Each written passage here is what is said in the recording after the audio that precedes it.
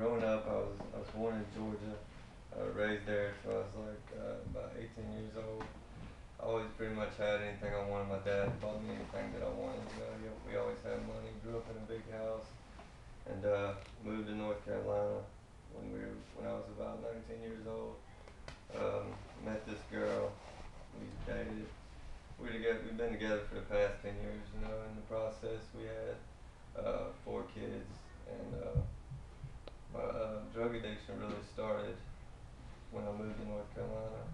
Before I moved to North Carolina, it was nothing but weed. When I got to North Carolina, I started doing like cocaine, ecstasy, and stuff like that. And throughout my whole drug addiction, I still supported my kids and stuff.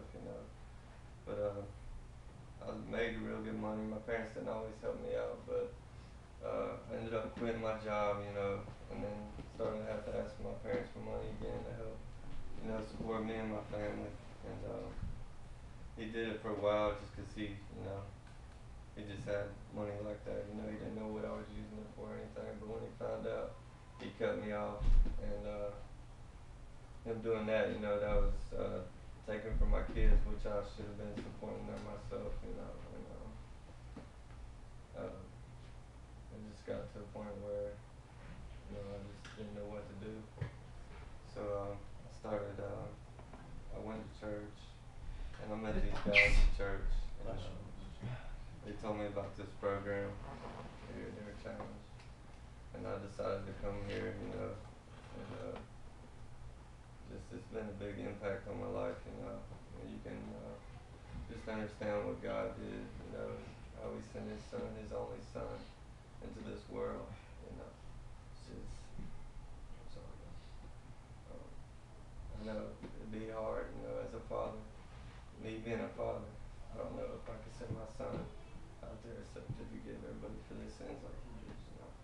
It's made a real big impact in my life. And all these my great brothers right here.